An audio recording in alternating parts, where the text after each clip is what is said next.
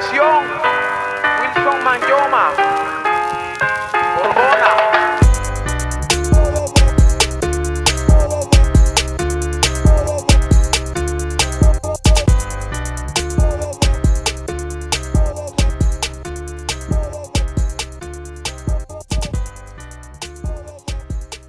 Go ahead, man. What episode are we on? Masters and None, episode 72.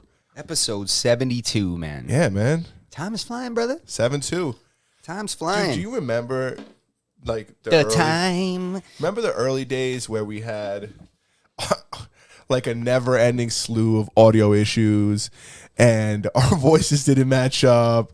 Like, our voices did, like, we kept getting audio drag, where the audio and video would, like, just separate and get worse and progressively worse. Yeah, to where it looked like, it started looking like my voice was your voice and your voice was my voice. Like, it was like crazy. It was like it was almost like, what do they call, like ventriloquist type of shit, you know? Dude. It was weird, man. There was so much, what do they call, like, guess and check. But every guess and check was just another episode, right? Until we got it right, or you know, until we got to where we are today, at the very least. I don't know if we got it right yet, but we're still working towards it. But yeah, man, it's Thursday. How you been since Monday? What's going on? Anything new? I know you've been working a lot, but what else you got going on? I'm good, bro. I'm back to training 3-4 days a week, man, which is you know, labor intensive. I got, you know, dudes are choking me out pretty much on a regular. Yeah, you had a little bit of a cut or bruise on the side of your head, and I was like, is that blood on the side of your face? No, that was desperately pulling out of some kind of a choke while somebody's gi was ripping my head apart. But it's all good, man. It's all good. You get out of there, feel great. So yeah, it works, man. It works. We're back on it. But yeah, and that brings me to, I picked up that Hickson Gracie book, Breathe. Mm-hmm. Game changer. It's just, he just talks about his life and stuff, and just like the difference. Like, he grew up in Brazil. Yeah, in Brazil, and he just talks about like the whole kind of martial arts upbringing that he had, and how it's you know, his dad is one of, like, you know, his dad, and who's Helio Gracie, which is like the, you know, the person that transformed Gracie Jiu-Jitsu. So initially, Jiu-Jitsu was brought to Brazil by a Japanese man, because that's where Jiu-Jitsu came from. It came from Japan. And he came over, and then he ended up teaching it to Carlos Gracie. He became one of his students, which is Helio's brother, right? Hickson's uncle. So then Carlos Gracie was teaching it, and Helio, who's, like I said, Hickson's father, he was too small to do the moves. They took a lot of strength. So then that's when he developed the Brazilian style of jiu-jitsu that was more like leverage-based and stuff like that, and it wasn't so strength intensive, because he was very small. He was like 130, 140 pounds or something like that, and he apparently had some like vertigo issue where he couldn't really do any high intensity activity without like fainting. The book is called Breathe. Yeah, it's called Breathe: A Life in Flow. So it's who's it by? It's by Hickson Gracie. Hickson Gracie, who, if you've ever seen the documentary, if anybody's never seen the documentary, it's called Choke, which is a documentary on Hickson Gracie, like his, you know, this Vale Tudo tournament, which is a no holds barred fight tournament in Japan. So that was like one of the first types of no holds barred fighting. So, and it just talks about that, his preparation for it and stuff, and it's like behind the scenes, and it shows the other fighters. It's like real life blood sport. Is there any funny or good stories you could share with us that don't ruin the book, if somebody's interested in reading it? Yeah, I mean, there's just cool stories. Like, there's some stuff that's funny. Like, one when he's like, his upbringing was so, like, you know, rough because he had so many brothers and cousins, and his family was in it. They were essentially trying to create an army of fighters. That was their goal. Like, it started with like Carlos, who, you know, he had lost his wife and lost his fiance after that, or before that, I forget which one it was. Either first he was engaged and she passed, or married, and then the other one passed after.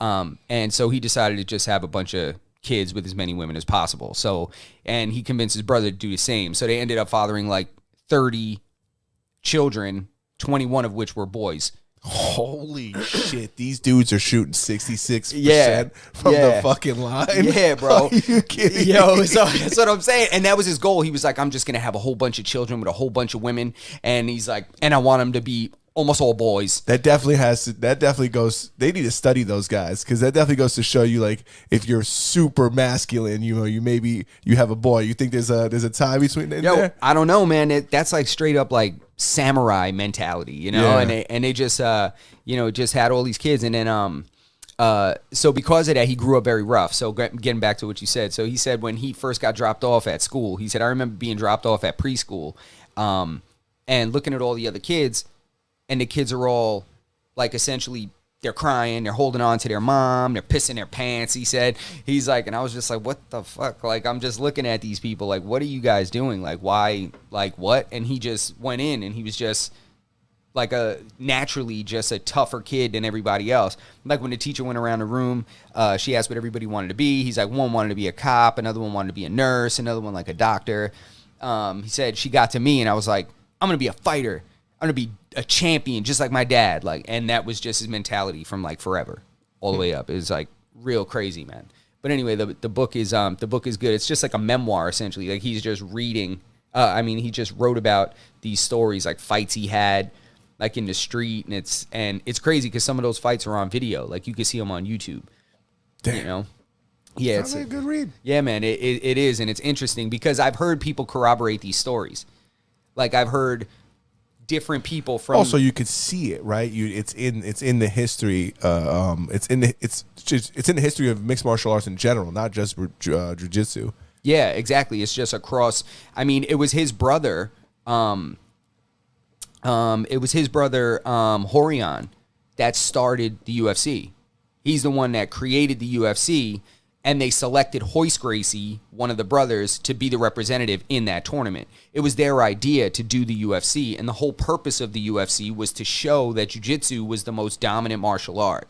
Where do the Fertitta brothers fall in this, or like when does this become like a company? It was like years later in, I think the Fertitta brothers started investing some point in the 2000s or something like that. I think it was around them that they acquired it. And Dana White's the one, I think, that got the Fertitta brothers to come on and invest. I think he went to them like, listen, man, I became a part of this organization. It's really, I think it can really be something. We just need the right money behind it. You know, and they were two brothers that are like really wealthy Brazilian investors. Okay.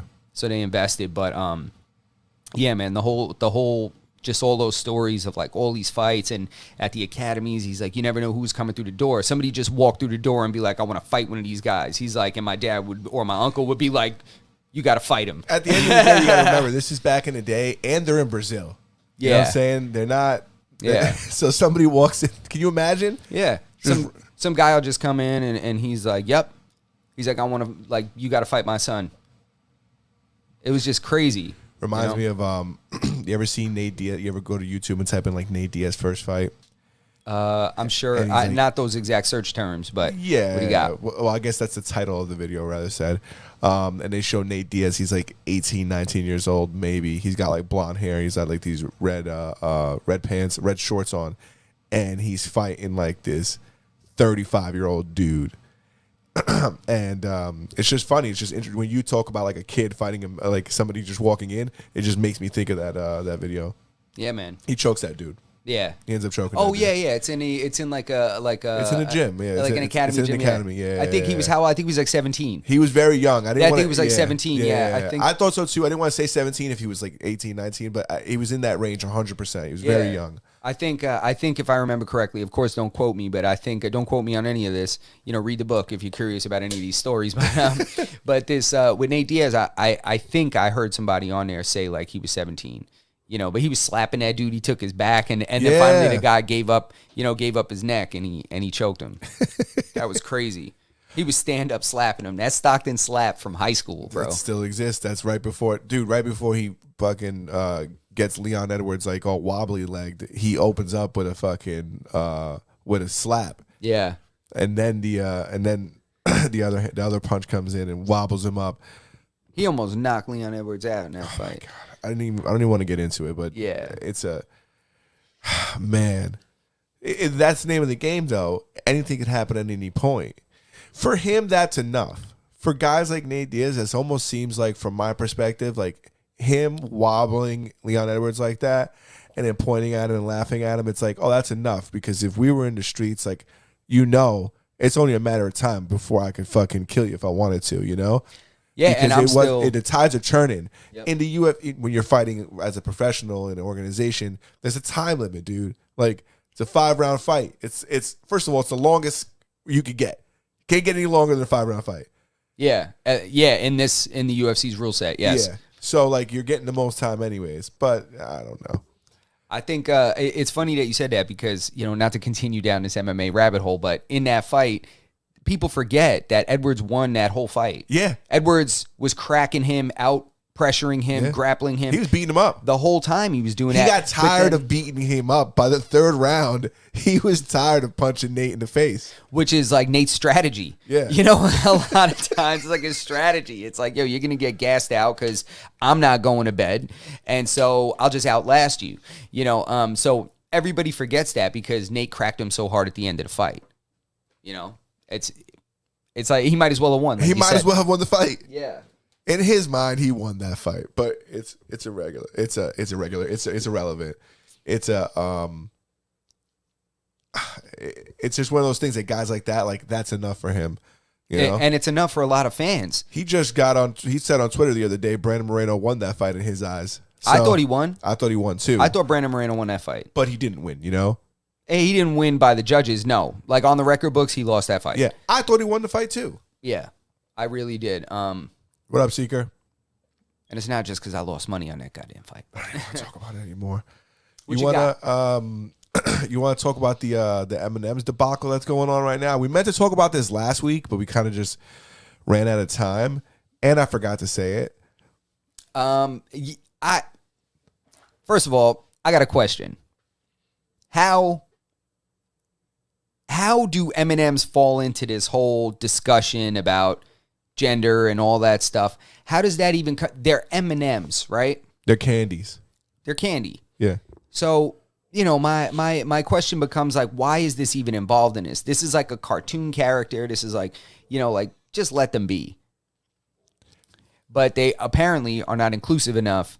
So there's some changes going on, and people are it's a real big discussion, which we didn't expect that it was going to be that big a thing. But I think people are like, all right, guys, everybody calm down. Who were they changing? The green M&M, right? A couple of them. They're going to change. And also the dynamic between The certain relationships characters. that they have? Yeah, between certain characters. Do you know the lore of M&M's?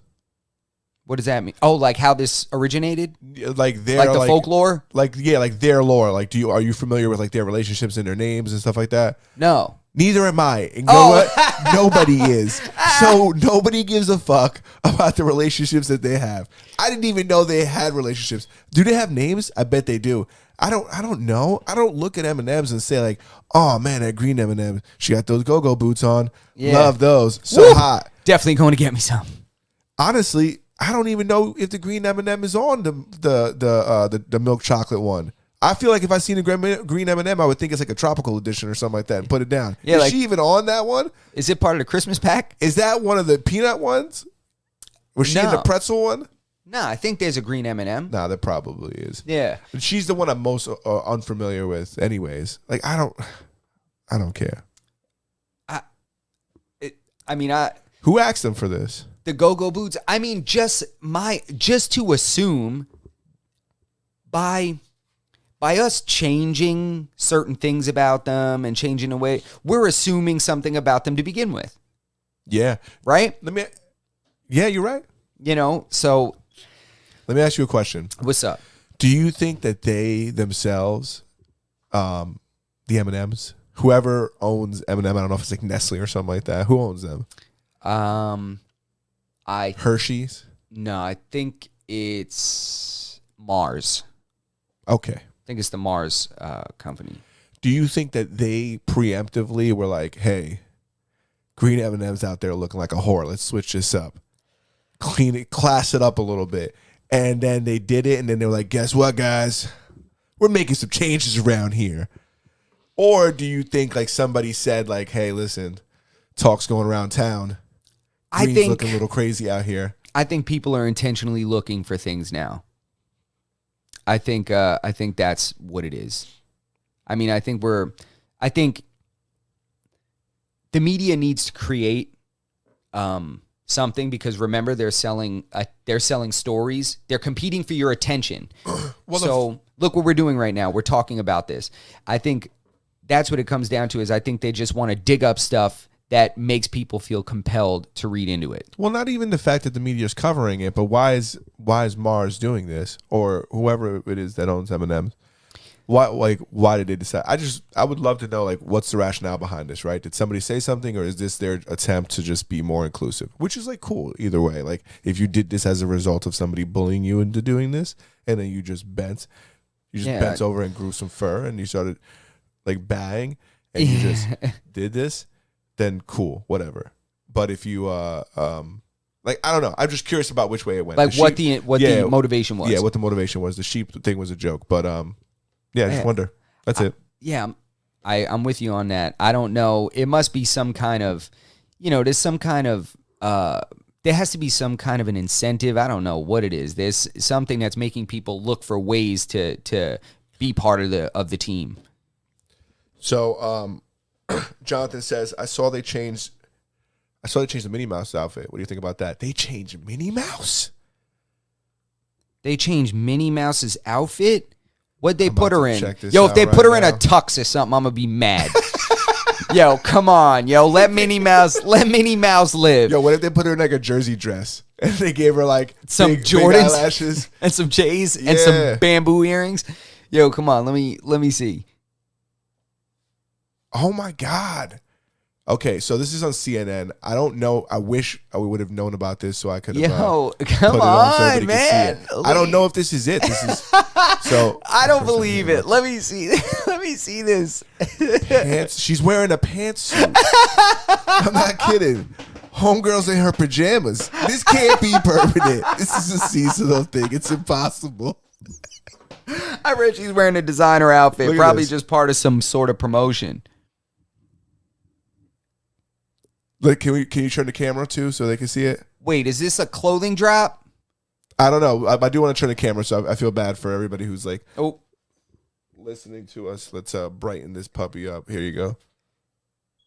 Yeah. So, that might be like an exclusive. I don't know if that's some, because that's what Spaz said in the chat. He said thinks it's some sort of promotion. That sounds like it might make some sense to me. Is that her permanent outfit? Minnie Mouse is dry clean only? Is trading her iconic red dress for a new look. This is published today on CNN. It says, for the first time in nearly a century-long life, Minnie Mouse will add a pantsuit to her wardrobe. She's adding it to her wardrobe. So it doesn't say anything about replacing the red. All I know is they better leave Doug Funny's sweater vest alone. Don't you touch Doug Funny's sweater vest. Let the man rock. Anybody could wear a sweater vest. Jeez. I don't know. I guess it's like cool they changed her outfit. I don't know why they got to put her in pajamas though. Yo, I don't know. Do we got to change this guy? Do we got to change this? We're going to change his outfit. Do we got to change it? I don't know. Should we put him in some pajamas? Oh my God. He's in a long sleeve, I don't know, man. Oh my goodness. Certain things just, there's a reason why they didn't change in so many years. You know what I'm saying? It's like an iconic look. It's a character, and it's, we don't have to upgrade anything to today's standard, right? We can't change everything from the past to fit today's standards like that. You can't just take movies and change them because there's a part in there that now doesn't fit with things. This is literally history, whether it's good or it's not, whether it's bad or great. It's part of history. I mean, I hate to be the guy to say it, but she's a mouse, right? And they don't wear dresses or pantsuits. Yeah, so we going to make Minnie Mouse a nudist? No. Right? No. Because they that's don't wear dresses anyways. And guess what? Sponges can't really talk. No, and they don't wear square pants. Yeah. Some of them wear triangular pants. Mm-hmm. Starfish don't wear pants either. No, they Just in definitely case that was in question. board shorts. Definitely not. But They're gonna put a shirt on Patrick. Does Patrick wear a shirt? I thought I had nah. No, right? Just pants. Patrick's at the beach. Everybody else fully dressed. I'm like, Patrick's the only one that's dressed for the occasion here. Yeah. You know? Sandy's dressed appropriately. True. Don't even get me started. What else we So got? Genius, the Kanye documentary that's coming out on Netflix. I seen the trailer today. It looks like, and I'm a big Kanye fan. I shouldn't say I'm a big. I like Kanye a lot. Yeah. And I don't know. I'm pretty excited about it. The trailer doesn't show like too much, but they show him like back in the day. Like you see, like they're obviously adding in clips from back in the day. And I don't know. I'm excited. I love that stuff because I love the era of music around that time. You know, when Kanye was first coming in and those real dope soul beats became like a sound for like the early 2000s, like that part. And like, you know, that to me is a golden era in music, period, especially rap music. His career is significantly different than like other rappers in the sense that it's not just when you follow his career, you look through like the Kanye lens, you also see so many other people's careers. Yeah. Right? And you see the effect that like other people had on him and he had on other people when it came to music. Like, you know, if you've seen the Kid Cudi documentary that's on Prime, I believe, you see how when he interacted with Kanye, like the music that resulted out of their interactions. And that's what I'm mostly excited. That's what I'm most excited about. Like to see him working with other people. And I'm like, damn, that's what it was like when they made this song. When they made, what was that song? Was it called Lucifer? Was that the name of the song with Jay-Z? Yeah.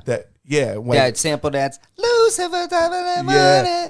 I'm gonna chase you out of her. That one was like I wonder Yeah. what, like I want to see like when they have like the raw old footage of them. You ever seen the footage of them in the studio making that song? Bro, and Jay-Z's listening to the song and he's just bopping his head in the studio. Like that's what I'm waiting to see. Like events, like things like that. Like that's moment of hit. Like those are moments of history. Yeah. Like in music history. You know what I'm saying? I love that. That's why I'm not the biggest fan of like email collaborating on music. Like if you look at that was from Fade to Black, that scene, which is, you know, we discussed that like between the Choke Hicks and Gracie documentary, and that was like my two favorite documentaries, like that Fade to Black, and that's what they show is Kanye when he first plays that, when he comes through and they're playing beats back and forth like him and like Pharrell and, you know, working with Jay-Z on that album. And you're right, because I saw some of that trailer for that Kanye documentary, and it was like old studio footage. There's people in there. There's, you know, everybody that was popping in that time and how their paths were crossing like creatively.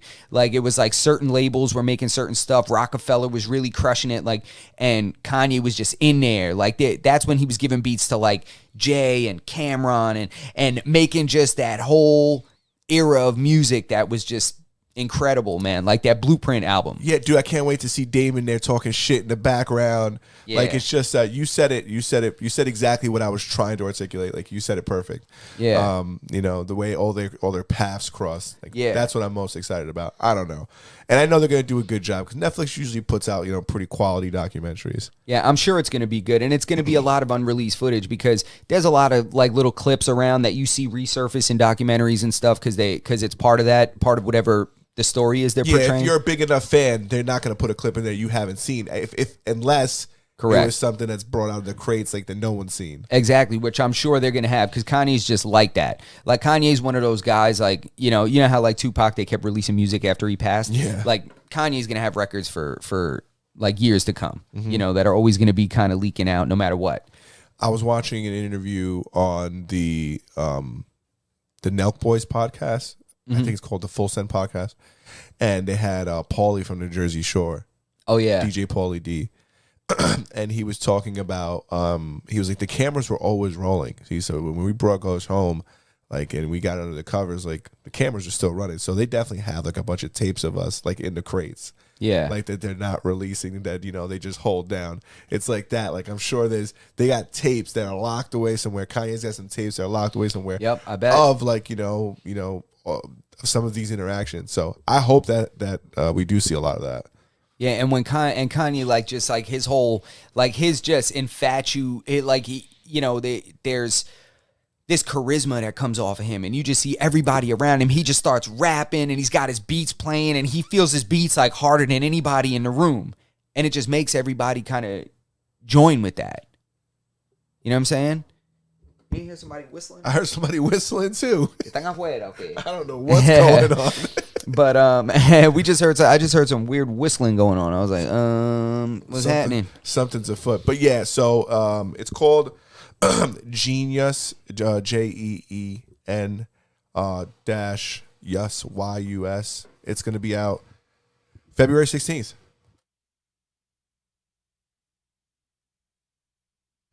It's going to be out February 16th on Netflix. February 16th. I'm ready. So we should watch it together. I'm 100% down with Yo, that. maybe we'll just watch it off camera and we'll just react to it live. Reaction thing.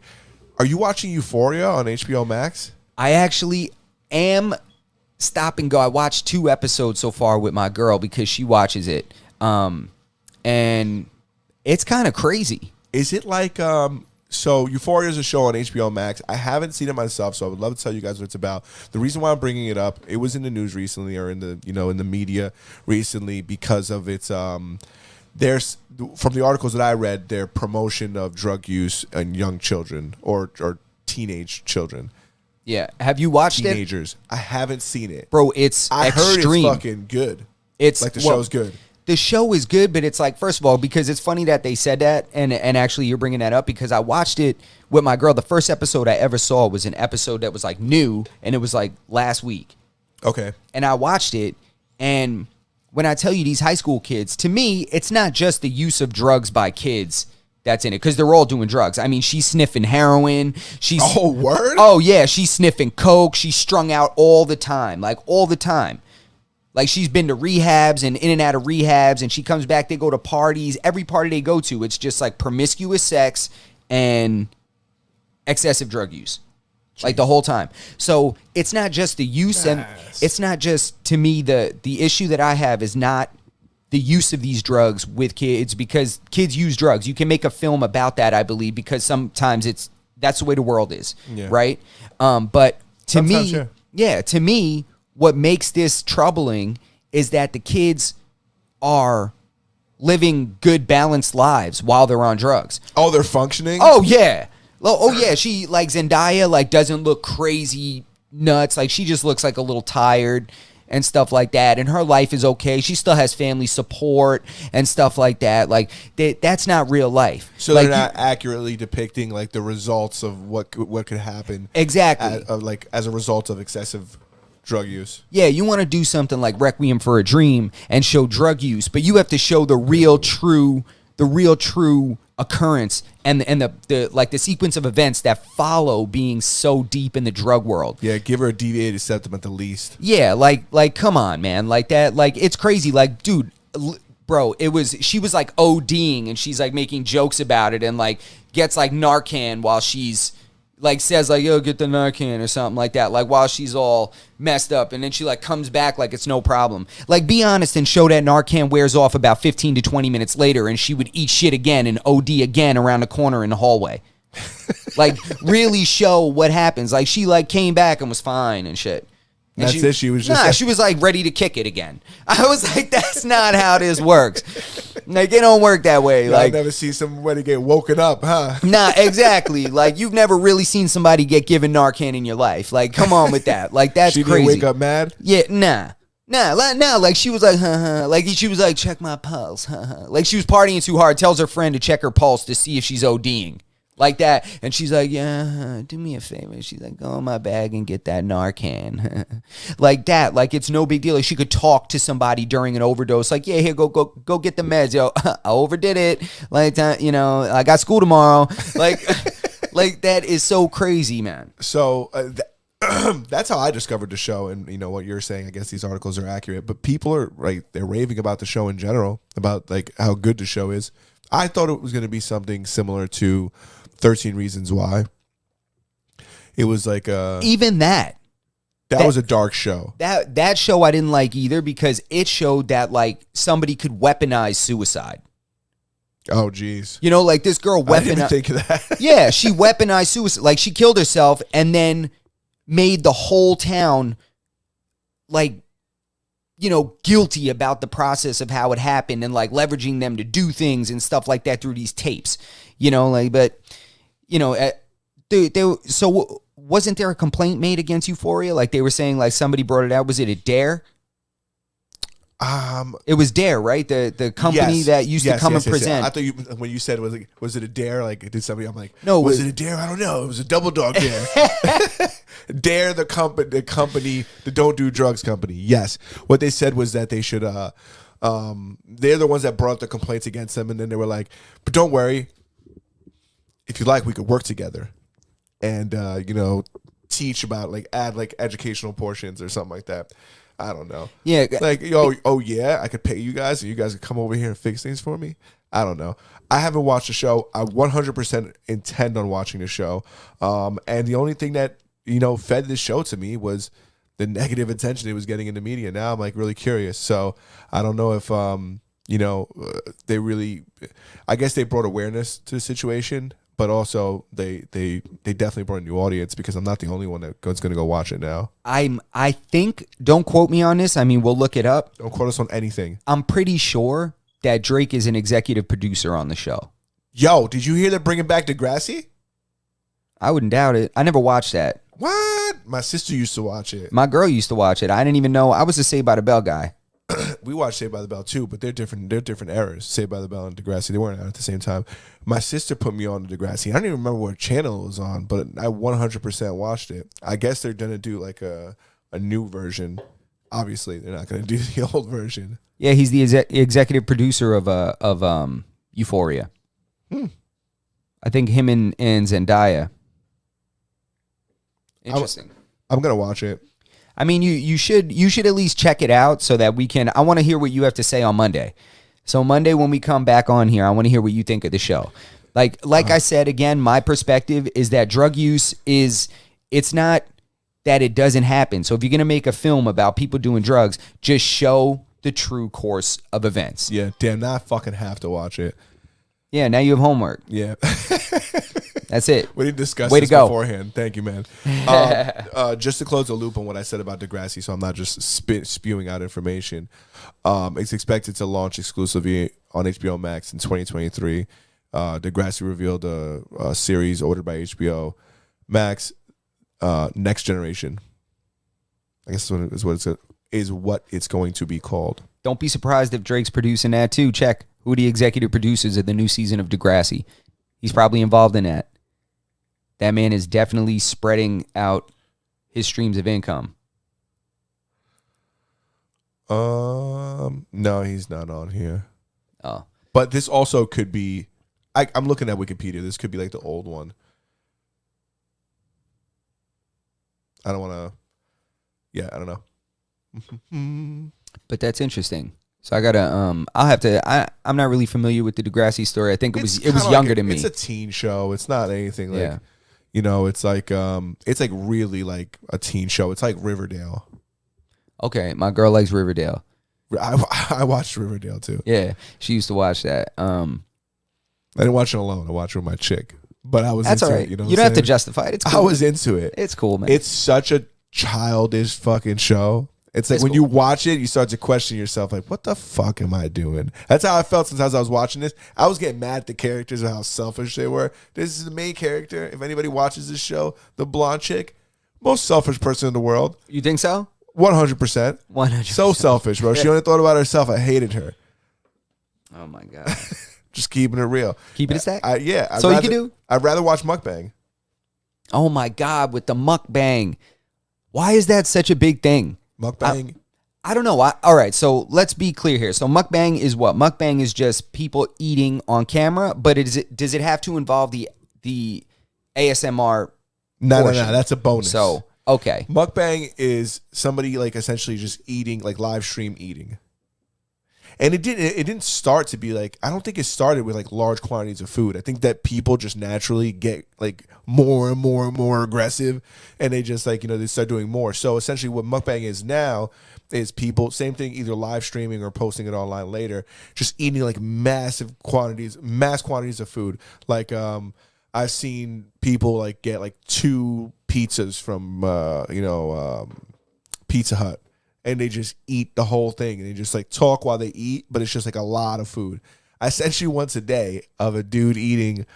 He got like a 48-piece chicken nuggets from Popeyes. He got an 8-piece set, and then he got 8-piece of just like chicken. Oh, like okay. An 8-piece okay meal, and it came with like 2 sides plus 2 sides for his 48-piece. I remember he was putting it out, and I'm not like a mukbang guy. I don't really watch this. I don't know how it got fed to me, but like I just seen all this food and I had to click on it. So, you're a closet mukbang guy. Yeah, I'm a closet mukbanger. I'd be watching mukbang in the closets. You just hear someone's lips slapping in there. So I'm watching. So he puts down the boneless wings, and he goes, "I ordered 48 of these." He goes, "Hope all 48 are there." I'm like, in my mind, I'm like, "What? How are you gonna know? You're gonna count them, and you're gonna eat all 40?" And he just eats it. And the video's like 40 minutes. I sent it to you today. The video's like 40 minutes long. Damn, I didn't even watch it, to be honest. It's disgusting. But I just wonder, like, what's the draw to watch this? I guess it's kind of interesting. Not interesting. I guess it's something about watching it that just kind of sucks you in for a little bit. It doesn't get me for long because it's like it just can't hold my attention for that long. But I get the allure of it. I guess I get it. People watch people do the weirdest shit. People do. You ever seen the IRL streamers like Ice Poseidon and shit? IRL's like in real life. So these motherfuckers just like walk around, live their life, and they just have like a phone that live streams, and they're just walking around. Some of them are like fucking with people. Some of them are just like going out and getting food. Some of them are just like, but they're just live streamers, and people watch this. People watch other people live their lives. It's like a POV day in the life. Yeah. Andy Milonakis was doing it for a long time. What the hell? I mean, I think that this is just, just further feeds into that rather than living your own real life. You're just watching someone else live it or living a fake life. I wish people would just get like feel what it feels like to go live. Well, no. You know what I'm saying? Well, this is the thing. People watch movies too, and those are fantasy lands. The only difference is that this is like somebody's real life and this is a fantasy. Like, we can't say that just because we like the sword fighting that this is more like, enticing. It's when people would watch it. If you live your life through this person's life, like, that's when it's something bad. That's but true. Somebody watching it a couple hours a day, motherfuckers watch Netflix for 9 hours straight. You know what I'm saying? Well, why is that better than watching somebody IRL stream? I don't like it. You know what I'm saying? But yeah, I guess that's a good point. I mean, that makes a lot of sense. I mean, the choice of entertainment is different. What's the difference between that and somebody sitting down listening to music for however many hours? Yeah, it makes sense. But it is. But what we can talk about is how fucking weird it is. And if you watch it, you're a fucking weirdo. No, it is. It is pretty fucking. It's not weird. It's just, I don't know, obscure. Is that a better word? Does that mean weird?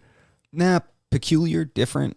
I mean, I don't know. I haven't really watched one, but I imagine it would. It's like playing a video game character. Like, you're just going around like living someone. It's like a Sims They're talking character. to the chat, like they're talking to their audience and stuff like that. But they're just kind of taking you along. Mm-hmm. And the audience, sometimes they'll tell them to do things like, "Oh, go talk to that girl." There's like I never watched like the streamers on Twitch, but I've seen highlight videos of them on like YouTube. Yeah, like they'll get into fights, people will beat them up and shit, or or fights will just happen in general. There's like beef in their community. So like I've seen one where like 2 of them meet, they cross paths, and like they're both streaming. These guys have a whole get up on. One of the dudes wears like a chest mount, dude. You know what would sell crazy, but I'm sure it is contractual reasons that they aren't allowed to do it. What? Like IRL, like military soldier, like type of shit. Like, imagine somebody wore a body cam and you could watch a live stream of somebody like, like really in like the trenches of a war, so you could get a real idea of what it is. I think they would never allow that simply because it would just change everybody's perspective on that. Well, not only that, but then we would just be completely opposed to it. It would almost be like how like when Vietnam got exposed for like the violence that was there. Not only that, but it's the same reason why like you can't spectate your friend playing certain video games like League of Legends. I can't spectate you playing video games live. What does that mean? It means that I can't. You can't I just can't watch. watch your game live. I watch it on a 3-minute delay because if I watch it live, then I could tell you what the enemy's doing. Same thing if they live stream like an army soldier. Oh, that's a good like that. point. That's The a good. enemy. Yeah, it's called. Damn, that's a good point. What an idiot I am. That's a good point. Like, why would you do that? That's like live streaming yourself playing Manhunt. Yeah, exactly. That would make no sense. Like, it's called stream. It's called stream sniping. what an idiot I am. People will watch other people stream. That's why like you never post like your link on a. Back in the day, some people would post their Twitch links. Like you would open up a game of League of Legends, and people would post their Twitch links in the beginning of the game, right? And then the game would like something would happen, and the game would drop, and you had to join a new game, and then you end up getting matched up against the person who was in your party last time. Now I could watch you all game. I know exactly what you and all your teammates are doing. Yeah, that's a good point. So I guess it would have to be uploaded later. Yeah, or You know? what people do, they put a delay. They put like Yeah. a delay. But even a delay, just A delay in the army thing wouldn't work. No, that wouldn't work. Can't. Where we got to throw that Yeah. idea. Yeah, we got to get rid of that idea. I mean, Yeah. I didn't really think of that, but yeah. You were Can't do right. that. You were right in what you said. It would be entertaining. People Yeah. would fucking would love that shit. Yeah, I think people would really, and I think people that, I think so many people would watch it just to get an idea because then you really know what's going on over there. I think it would change a lot of things. I think it would raise the level of respect, but it would also raise the level of concern in some ways if people got a real depiction of what it's like out there. When So you hear some of these stories, like especially now with podcasts being so big, there's so many like soldiers who are like in in battle and they're going onto these like platforms and they're telling their stories and Yeah. how crazy they are. I don't want to misquote any of them, but there's people who've been on like was Jocko Willink he was a Navy SEAL. he was a Navy SEAL, right? Yeah. I think He still is a Navy SEAL. I don't know if he's still active. I don't know if you ever lose that title. Yeah, but I don't know what that man is a. Is that like the president? Like when you're the president, you're always Mr. President. He's a Navy SEAL is a special breed of person. He's a Navy SEAL for life to me. Yeah, I agree. We Yeah. can give him that one. Yeah, He's above an athlete. yeah. Jocko's a savage, man. But I want to. I didn't tell you this one before. I don't think I did, at least. But and this is not. It's gonna be a hard transition. I'm not gonna transition easy off the Jocko Willink. I'm gonna go right off the fucking edge. I read this fucking article today about this. I read the article and then I listened to like a video about it, about this officer in Colorado, this female officer in Colorado who resigned from her position as a police officer because somebody snitched on her about having an OnlyFans. Like she had like OnlyFans for like 18 months or something like that. And another officer, a female, that doesn't even work with her. Like from another, women hate other women.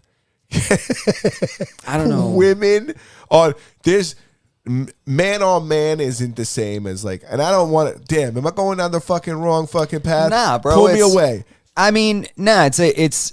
I don't understand what the reason could be that she would want to go and tell on her about that. I'm like, what is the reason? There's no other reason other than you were hating on her. She was just hating on her, and she filed a complaint, like an official complaint. Like nobody knew about it clearly, so who cares? And if they did know about it, they didn't give a fuck.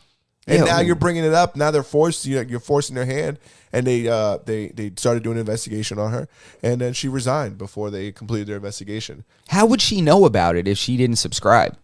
Somebody told somebody. No, you could see somebody who. Well, you can just go on there and search for somebody. Oh no, somebody probably knew about it and they were just sending her link around.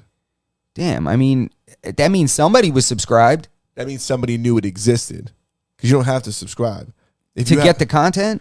No. To get the content, you have to subscribe. But somebody, even if you don't, like, you still have a profile picture. You know? Yeah, I Maybe guess. she had an icon. I don't have an OnlyFans, so I don't. But it's like any other social media type of It's like a network. I'm sure there's an subscription, avatar or something. yeah. I mean, come on, guys. Again, let's let people live. What are you doing? Now you just lost another police officer. Like, we can afford that. Like, people are straying away from becoming cops as it is. Let people just have lives. If somebody has a professional life, if somebody's an investment banker or somebody's a chef or somebody's the president, you can have a personal life. She wasn't committing any crimes. No, she wasn't committing any crimes. It's like, I don't know what else do you want? Well, they said You that the one thing that she did violate is that, and I could from a logical perspective understand this, that they said that she didn't let the department know that she was going to get another job. because like I guess if you're a police officer, you have to like let them know like, hey, I'm going to be working here, because I could see how somehow it could be a liability against the department if you're working at another place, right? Like let's say you're working security somewhere and this place is known for XYZ. They're like, nah, we don't want you working there. That place is like, you know, you'll get into trouble over there. But what she was doing wasn't illegal, you know, and if anything, yeah, maybe she violated a department policy. I don't know if she should lose her job over that. She was not fired. She ended up leaving, but she said that she felt like they would have fired her like once they concluded the investigation. She should, unless she wants to be a cop elsewhere. I mean, she should have let them fire her. Then you could pay her unemployment or whatever, or you guys can have that discussion. I mean, if you leave voluntarily, I mean, what do you think? Other departments aren't going to know about this story? No, but you know, maybe it's something to do with her pension or her like the money she has. Like if you get shit canned, then you don't get to keep anything, kind of thing. Yeah, that's very true. That I don't know. That's what I would probably guess. That's very true. But that it's just sounded. Excuse me. I think it just kind of sucks that I did it again.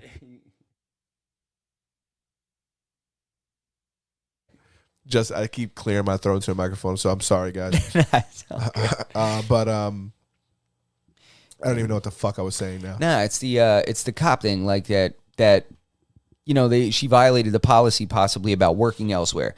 But to me, it's like if you know, is it because she's earning money somewhere else, or is it because it's not like she's operating in the capacity of a police officer? Like, let's say you were going to do security at a block party. Yeah, that's like, you know, that's a you know, a detail that you'd be working outside of the police force, but still in like a police or a peacekeeper capacity. So those jobs you have to get clearance, but who cares? Like if you wanted to work at McDonald's part-time, you can't do that without telling the you know, the police department. Like, well, I guess that is one of their rules, but also I think that they might have looked at it like she was doing like sex work. I mean, OnlyFans isn't just sex work. Like there's Brazilian jiu-jitsu fighters that sell certain moves and stuff like it's set up on OnlyFans. Like for you to like go, like there's other things. There's like people that have content. It just got a reputation for that, you know, so that's what it's used for. I think there's some people trying to shift the use of the channel, of the platform rather, and make it like something more community-based, certain angles, like different pockets of it that allow you to do different stuff. You know? Well, she wasn't showing anybody wrestling moves. Yeah, no, man. She wasn't showing anybody how to take the back from the guard. Yeah, no. She wasn't showing bump sweeps. She wasn't showing arm bars from the bottom. She was, you know, she was out here. Yeah, I mean, I hope her OnlyFans blows up and she makes a bunch of money from it. Me too. That's like the best case scenario, right? Yeah. It sucks that she had to quit her job. I don't give a fuck if you got OnlyFans on the side. They probably don't allow you to do it because they don't want you to realize that another job is actually paying you better and is a better job. You know, like, and you might just stop showing up. You're just like, you know what? I've decided to leave. I got this really good job over here, like, and they give me good benefits. They pay me good, and nobody, I don't have to deal with everybody hating me and putting my life on the line every day. Yeah. So make more money. Yeah, they're like, you can't do that. Yeah. I hope that's the end result in this one, but the truth is like I don't know what's gonna happen. Because it's still like your own business, right? So you gotta keep working. Some people say they work significantly harder, you know, than if they just would have worked for themselves.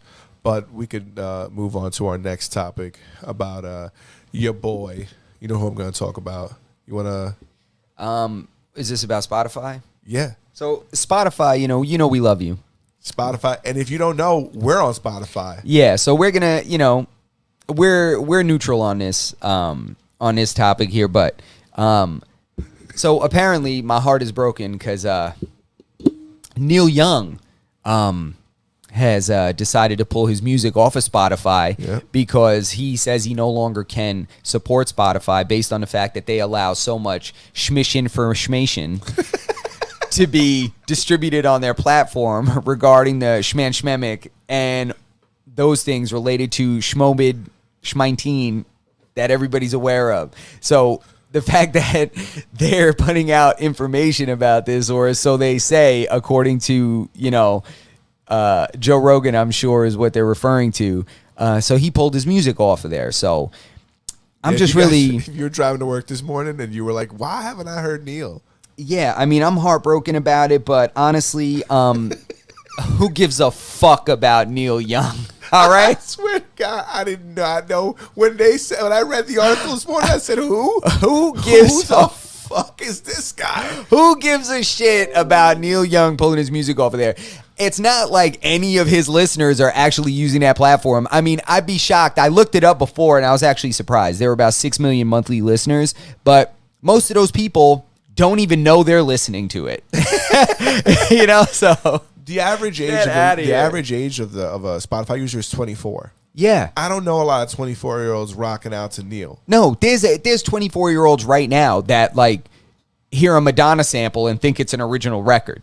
Like think this is brand new. And I'm like, what? This Yeah. is a sample from like a prayer or some shit. Like this is Madonna. You remember Just Like a Prayer? No.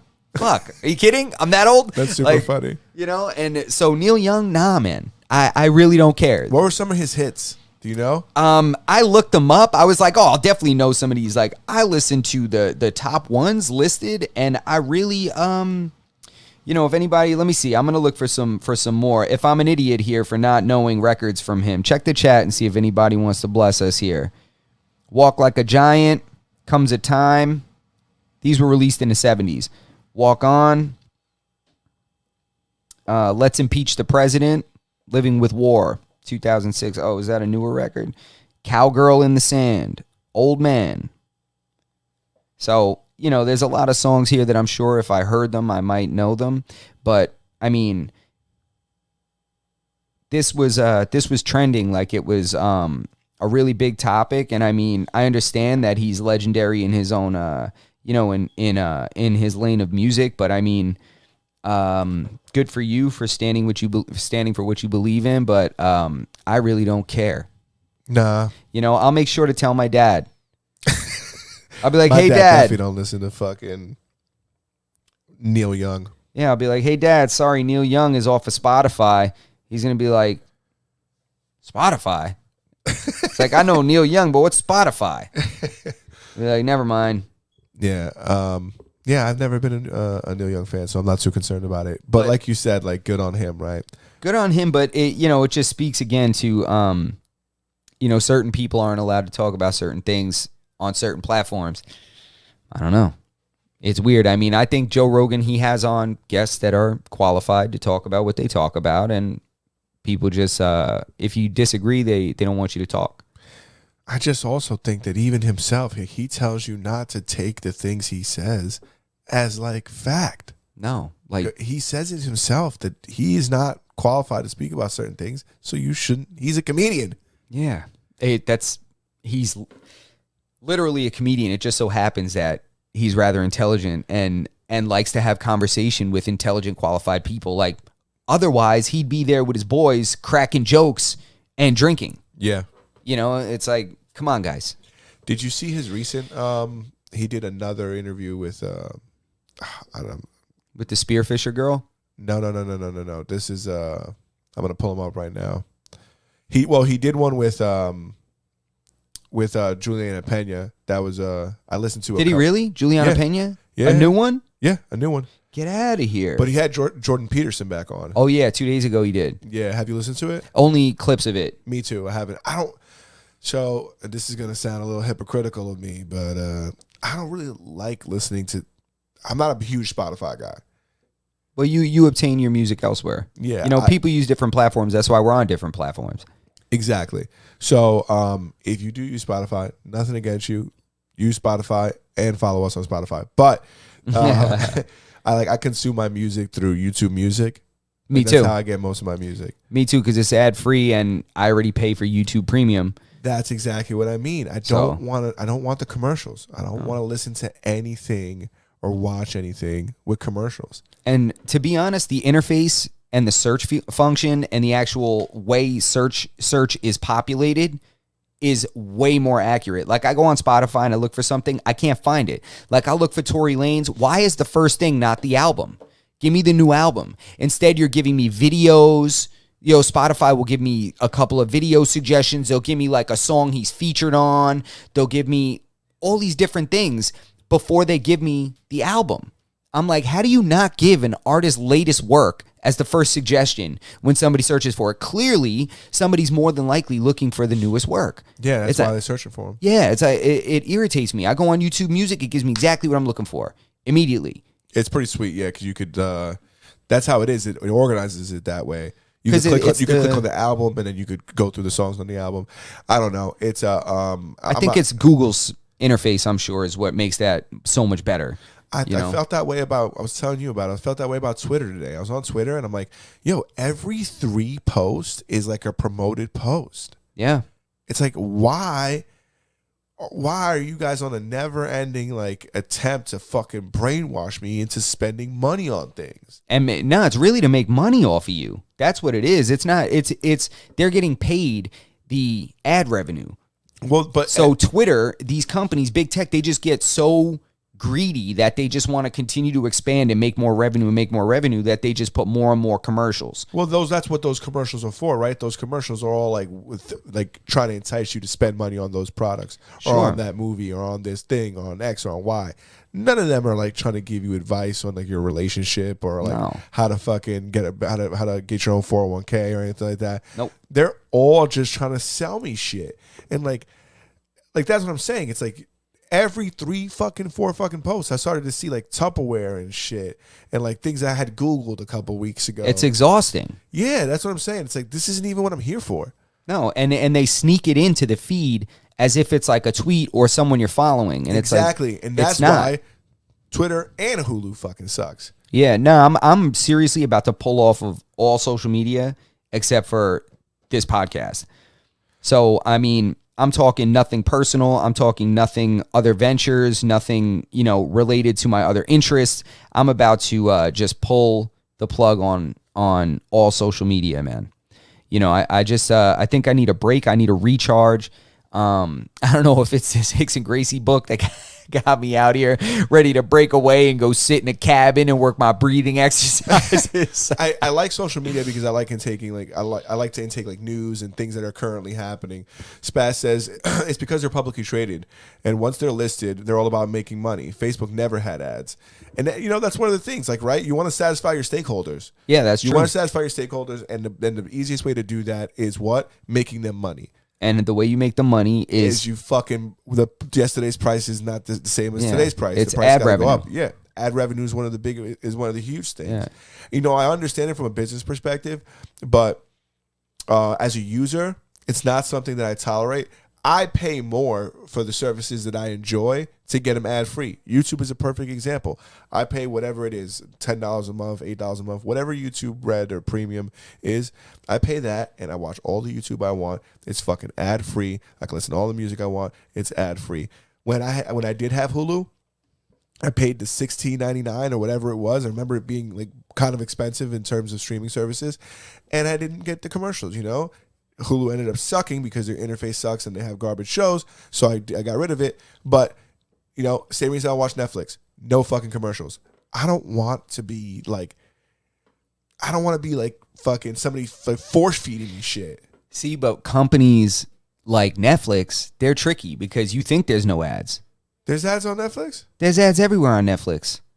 It's all the shit they suggest for you to watch. Oh, okay. But there's nobody. Those are advertisements. But nobody's trying to. They're not like. Those are advertisements. Trust me. You think that the people, the movie and the production companies that release a film on Netflix, you don't think that they're paying Netflix to put theirs number 2 on the trending? Oh, you don't think that's a real algorithm? Oh, absolutely not. Oh, absolutely not. Oh. Absolutely not. Oh. And the things like, we think you'll be interested in this, we think you'll be interested in that, those are all advertisements. It's just they don't seem like it. But that's a company, that's a production company, a movie studio paying them to put that in front of you. Well, here's how I feel about that.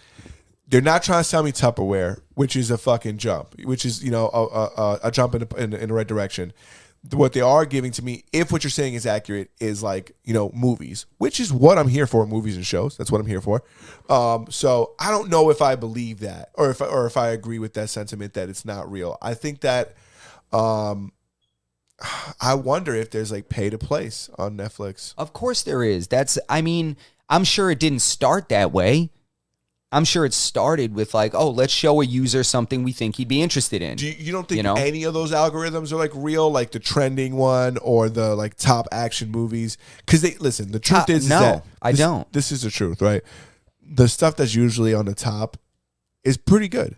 Like it seems in my eyes accurate in the sense that when there's a number one like thing trending on Netflix, it's usually something that's pretty good.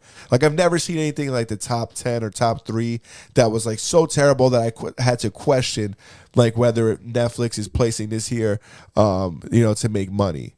It's a focused advertising. That's they watch what you watch, and then companies pay Netflix. They're not saying like, oh, just put this number one in front of everyone. No, because I guarantee that what's at the top of your suggested is different than what's at the top of mine. But that doesn't mean that all these people didn't pay them to say, listen, put this in the front of everyone that watches this type of shit. Put this in the front of everyone that watches this type of shit. If you notice somebody's algorithm is telling you they watch a lot of documentaries, we'll give you this much money to put our Icarus documentary in front of all those people that watch that. I wonder. There's no wonder. I mean, I'm sure that's gotta be what it is. Because sometimes it'll be something random. It'll be something random that's at the top, and it's somebody just popped up and just threw some money down. It depends which one you're talking about, right? Because there's a top 10 on Netflix that's like undoubtedly the same as it is for me as it is for you, right? And then there's because you watched X. There's like those because you watched Degrassi, and they give you a bunch of other teeny bopper shows. Yeah, so they pay to put, because look, we've looked at marketing and stuff like that, and you pay and you can choose the demographic that gets targeted. Mm-hmm. So, that's what happens. And also Spaz is saying in here that 90% of popular stuff on Netflix is also produced by Netflix themselves. So they cut out the middleman, which is true. But in that regard, they're advertising their own content. So either way, you're being advertised to, whether you recognize it or not. Yeah, but it's a subscription-based services. The fact that people watch more Netflix content doesn't necessarily make them more money. It's attention. Again, that's the commodity in 2022 and in this current generation is your attention is the commodity. Yeah, I don't know. And the reason why I say I don't know, right, is because there's nothing that publicly says like Netflix allows companies to buy, and because I believe it's kind of illegal, right? Because that's why every ad you see has that little ad on it, right? If you see posts on Instagram that people you don't follow, like it'll say it at the bottom that this is like it'll say whatever it says on Twitter. It says promoted. I'm sure there's something in some terms they could slip that in somewhere that says like advertisement, advertising, blah, blah. They could stick that anywhere. I don't know. Who knows? I could be wrong, but it just wouldn't make sense to me. I'm like, if I think it's genuinely from what I believe, it's that it's an algorithm that just watches just the same way YouTube is, right? If you go right now and start watching mukbang videos, they will tomorrow suggest mukbang videos to you. I don't think it means that creator is paying to have YouTube push that forward. I think that's the way the algorithm works, right? It's a popular video. Same thing on Netflix, right? It's a popular movie. Everybody's watching this right now. It's number one. It's like a lot of people watch this, a lot of people watch that. I don't know. Maybe also I could be very naive and not think that there's a backdoor to this where some dude's paying, it's very, very possible. Yeah, it's just that's the business model of today. That's really the business model. Is paying for your attention, paying for someone to force you to watch. Yeah, Spaz says and this is funny. I don't think Netflix is the best example because I don't go on Netflix and get pressured to buy a goddamn ball shaver. Which apparently is my number one advertised item for my demographic. Yo, if I told you how many what are they called, the lawn trimmers or whatever? Manscaped. How many Manscaped ads have you seen? Yeah. Between Manscaped and Blue Chew, I'm like inundated. Yeah. Especially every podcast I listen to, they hit me with that. Yeah. And Alpha Brain. Oh my God, yes. Dude. Yeah, apparently I need to trim my balls and I keep forgetting shit. Yeah. So and I should drink more I should buy Athletic Greens. I typed Athletic Greens into my fucking Google search once. Every time you go on YouTube now, Tim Ferriss is telling you about how to drink your athletic greens. The other day, I walked into my house and I was like, babe, you know what we need? She's like, what? I'm like, athletic greens. I was like, that's what we need. I was like, something's telling me that we just need athletic greens in our life. Dude, it's funny. I go on Amazon and it's like suggested at the top. Like that's what I'm talking about when it comes to like advertisement. And I think Spaz might be right when that's true. That's a good point. That Netflix it might be a poor example because it's not as blatant, right? But when you go to Amazon, like you could pay them to put your product at the top. Yeah. And even like Google search terms, like companies are pretty open with it because it does typically say ad or sponsored. Yeah. So that's probably that's probably true. The more I talk about it out loud, I just don't believe anybody's not trying to make a buck at some turn. Yeah, 100%. Listen, you talked about this before. That's the kind of the filter I see through with ever since social media started slamming ads down our throats. I'm like, yo, all you guys are out here just trying to pay. Yeah, all soldiers. So, listen. This is exactly how I feel about why are there ads on children's television? Children don't make money. They don't have the ability to buy things. The only result you're gonna get is a kid begging his parents to buy him exactly, or her and the majority of parents give in and buy it. Items. The ones that can will, and then the ones that can't. Even the ones that can't will find a way. We'll try, yeah.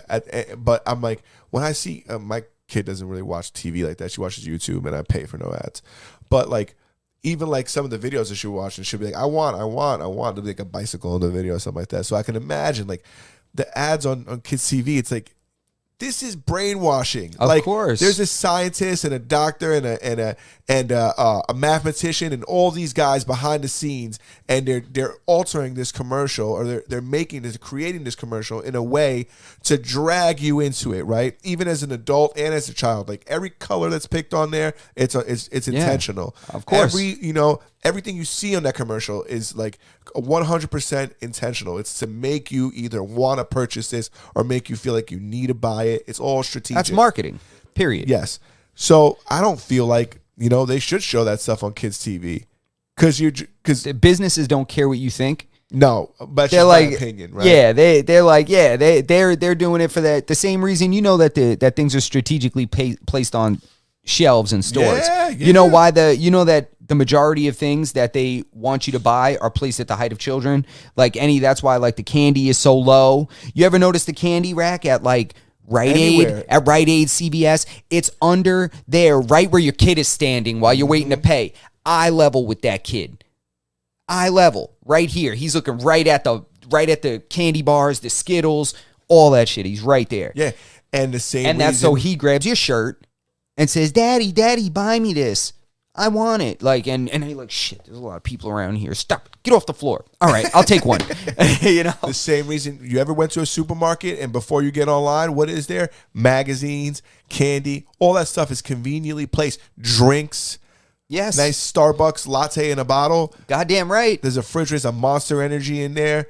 And they got like fake water drops coming down the side of the thing. Like, aren't you thirsty? Cold drinks, cold beverages. They always use the word beverage. And I'm like, I'm parched.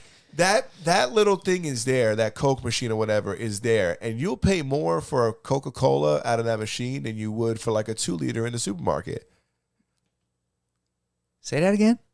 You will pay more. Yes. For a Coke out of a Coke machine, like a can or a bottle, yes, than you would for a 2-liter bottle at a supermarket. Yeah, it's a convenience fee, exactly. Yeah, I just paid way more to get my oil changed today for the convenience. I just pulled in, got it changed, and I paid more. But what I'm saying, it's funny because at supermarkets, there's these like little refrigerators. They're at the end of they're at the beginning of the registers, and like you'll grab like whether Monster, Starbucks, or a Pepsi. It's just ironic when you grab a Pepsi, right? Because 2 aisles down, they're selling them for 79 cents. Yeah, it's impulse purchases for 2 liters when you just bought 12 ounces. Yeah. For $2 or whatever the case may be. It's psychology. It's impulse buying. And now you have pressure from the people behind you and the cashier waiting for you. So even though you're like, damn, I should go back and get some over there. Like, nah, let me just take one. I wonder if people buy those fucking magazines. Yeah, people buy those magazines. You want to get sick? Grab one of those motherfuckers. Yeah, people eat those up. There's a certain demographic that loves that. Yeah. That loves that shit. You go on there, it's always like the Real Housewives or something like that. Yep. There's always some or like a cooking thing. Yep. A cooking thing or like a tabloid. Who was that chef that used to the chick? She was kind of thick. She was a little what was her name? Oh, Rachel Ray? Yeah. Rachel Ray used to be my boo. Rachel Ray is hilarious. She's just out here making billions of dollars. Yeah, dude. But they put her on the cover, like, you know, she's got a pumpkin pie. Yeah, it's exactly. Thanksgiving. It's like recipe inside. Yep. She becomes a brand. It was her. She was like the new Martha Stewart, bro. She took she passed the torch. Yeah, it's either you find those magazines or you find like the tabloids, like the Alien seen over Nevada. Yeah, and they picture it. There's like a picture of like Keanu Reeves sneezing. He's like, and they're like Keanu Reeves. He's like having spastic fucking event at and really he was like in the middle of a sneeze, or someone else is like taking a nap and they're like, looks like rehab didn't work for so and so, and it's like, what? The guy's like got his eyes closed. He's on the beach. Like, leave him alone. He's not nodding off. That's so fucking funny. Taking a goddamn nap. Let him live. Jesus Christ, man. That's hysterical. You know? You're right. The best advertisement is your kid begging you a million times to get something. That's how I ended up getting a Razor scooter as a kid. There you go. That's it. Squeaky wheel gets the oil. You know, that's really what it is, bro. But listen, I used to one time we got a catalog in the mail from Toys R Us when I was a kid. Yeah. And the catalog said, like, Razor scooter, $19.99. Right? I Okay. seen that and I brought it to my dad. These scooters were like $100 at the time. Yeah. And I showed it to my dad. I'm like, come on, let's take me to Toys R Us. Like, I want to get this scooter. Come on, it's on sale, blah, blah, blah, blah. My dad believes me. He takes me over there, and I get there, and it's $19.99 off. It's not $19.99. Oh my God. So it's $20 and your dad's like, $80 and your dad's like, what the hell? Yeah. Did you just bait and switch me? Not intentionally. Well, guess what? He didn't fall for it, even if it was intentional, because I didn't get it. Eh. But when I said Razor scooter, it's like the first memory that came to my head. I was like, damn. I ended up getting one later on in life. But Razor scooters were the shit back in the day. Yeah, I was more of like, I wanted my bike. A Bikes Razor are scooter cool. was too much work to get very little in return. Like, it wasn't for transportation. Like, I needed a bike that would get me to my boy's house, like get me to my friend's house, get me to the baseball field, get me to the basketball court in like a certain amount of time. Yeah, no, I agree with that. But they were like the first time I've ever seen like a scooter. Like, scooters weren't popping back then. Nah, the Razor scooter brought the idea of the scooter back. Like, when Yeah. I was a kid, scooters had like tires. They had tires. Like inflatable tires? Yeah. They had tires and they had like almost like a skateboard in the middle with like handlebars, and it had grip tape on it, and they were wider. They were like this wide, like the width of a skateboard. Yeah, they weren't like this thing, like this aluminum. Nah, it was like that. That's how scooters were when I was Did a you fold kid. them?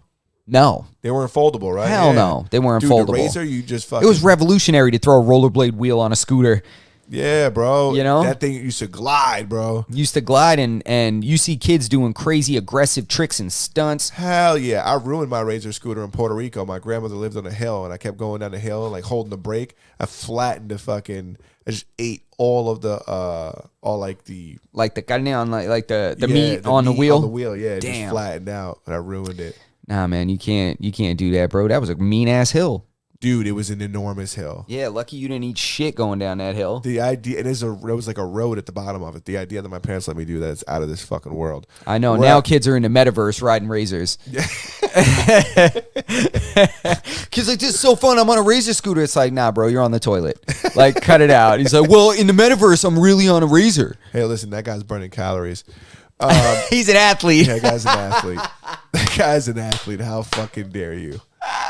He's a goddamn athlete, That let me guy's tell an you. athlete. No, that's it for me, man. I believe we're over the... Are we at the hour? We're over the hour. We're pretty over the hour. That's everything I wanted to talk about. Is there anything else you had? Nah, that's what I got, man. That's what I got, brother. I'm good to go, man. Episode 72. Masses and None. This is Thursday. We will be back Monday. And we appreciate everybody here. Like, subscribe, comment. What you got? All those tings. All them things, man. All them things. So Don't forget, audio versions of this podcast are on your audio listening platforms. that's right. So enjoy, and remember, subscribe to us or follow us on Spotify, no matter what we were saying earlier. Yeah, no matter what Neil Young says. Yeah. Fuck Neil Young. Oye, Wilson Manyoma. Borbona.